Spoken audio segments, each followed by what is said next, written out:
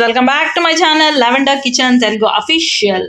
ఈరోజు మనం చూపించబోయే రెసిపీ పకోడాస్, పాలక్ పకోడా క్రిస్పీగా చేస్తాను. ఒకసారి చెక్అవుట్ చేద్దాం. మనము దీని ప్రాసెస్ కావాల్సింది ఏంటంటే సన్నగా కట్ చేసి పెట్టుకోవాలి పాలకూర ఫస్ట్ తీసుకుంటున్నాను నేను. యాక్చువల్లీ ఏంటంటే కలిపి మనం అందులో పాలకూర వేసామనుకోండి క్రిస్పీగా కాదు, ఇలా చేస్తే క్రిస్పీగా అవుతుంది. ఒక్కసారి నా స్టైల్లో చూడండి మీరు పాలకూర ఎలా చేస్తున్నాను.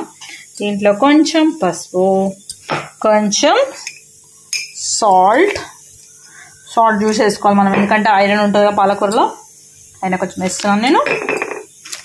కొద్దిగా జీరా, ఓకే, అండ్ తర్వాత కొద్దిగా శనగపిండి. అంటే మీరు చూసుకోండి మీకు ఎంత సరిపోతుంది శనగపిండి. నాకు ఇది సరిపోతుంది. కొంచెం నేను ఇందులో బియ్యం పిండి వేస్తాను.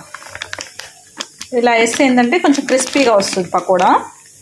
ఓన్లీ శనగపిండి కాకుండా బియ్యం పిండి కూడా వేసారనుకోండి కొంచెం క్రిస్పీగా వస్తుంది మనకు పకోడా. అందుకని సరిపోతుంది మనకి.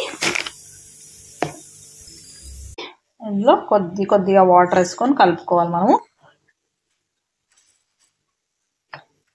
ఇందులో పచ్చిమిర్చి అనేయచ్చు, రెడ్ మిర్చి అనేయచ్చు. నేను రెడ్ చిల్లీ పౌడర్ వేస్తున్నాను.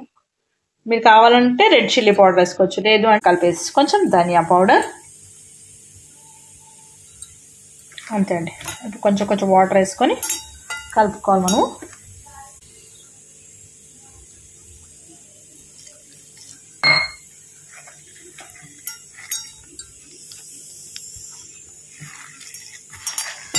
ఇది ఎలా కలుపుకోవాలంటే పిండి లూజ్గా కావద్దు, టైట్గా ఉండేటట్టు కలుపుకోవాలి. వాటర్ ఎక్కువ వేయద్దు.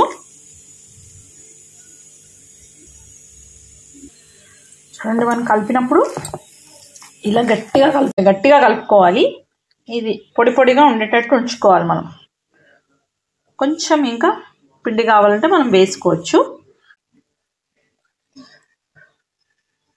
ఇప్పుడు ఇది పర్ఫెక్ట్గా కలిపేసాం మనం. ఇది ఇప్పుడు ఈ కన్సిస్టెన్సీలో మనం వేసేద్దాం. ఇలా పొడిగా వేసుకుంటే మనకి క్రిస్పీగా వస్తుంది అన్నమాట. లూజ్గా పిండి కలిపినట్టు కలిపి పాలకూర వేసాం అనుకోండి, అప్పుడు అలా క్రిస్పీగా రాదు. చూడండి ఫ్రై చేసాక ఎంత క్రిస్పీగా వస్తుంది.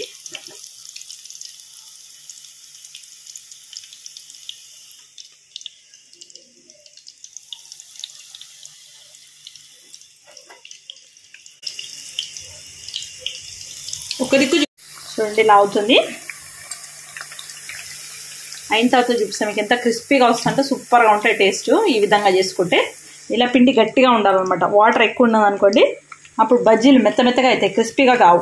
ఈ విధంగా చేసుకుంటే మనకి క్రిస్పీగా ఉంటాయి అన్నమాట. ఇలా ఉండాలి పిండి.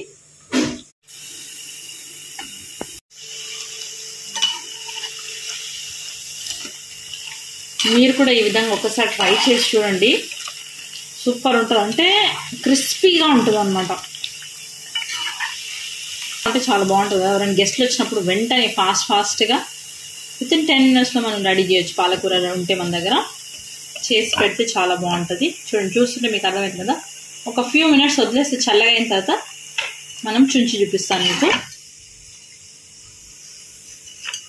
ఒక 5 minutes తర్వాత చూపిస్తాను మీకు.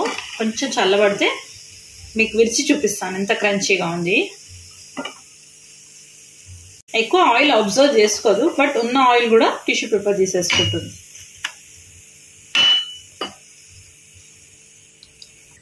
చూడండి, మీరు చూస్తే కనుక అర్థమవుతుంది పకోడీ ఎంత క్రిస్పీగా వచ్చిందో. మీరు ఇది కలిపేటప్పుడే మీ దగ్గర ధనియాలు ఉన్నాయనుకోండి, కొంచెం ధనియాలు క్రంచ్ చేసేసేయండి. అలా మనకైతే సేఫ్గా ఉంది. చూసారా, ఇలా క్రిస్పీ ఉంటుంది అన్నమాట. ఇదో చూసారా ఎంత క్రిస్పీగా వచ్చింది. చూపిస్తాను చూడండి. సౌండ్ వస్తుంది మీకు, క్రిస్పీనెస్ సౌండ్ వస్తుందండి. ఇది అలా ఉంటుంది అన్నమాట. చాలా క్రిస్పీగా ఉంటుంది. మీకు స్వీట్ హౌస్లో తెచ్చుకున్నట్టు ఉంటుంది అనమాట. సో మీరు ఇందులో కొంచెం ధనియాలు క్రష్ చేసేసారనుకోండి ఇంకా సూపర్ అనమాట. మనం స్వీట్ హౌస్లో తెచ్చేది ఇది సేమ్గా ఉంటుంది, ఆ టేస్ట్ వస్తుంది మీకు. ట్రై చేసి టీతో పాటు సర్వ్ చేయండి, చాలా బాగుంటుందండి.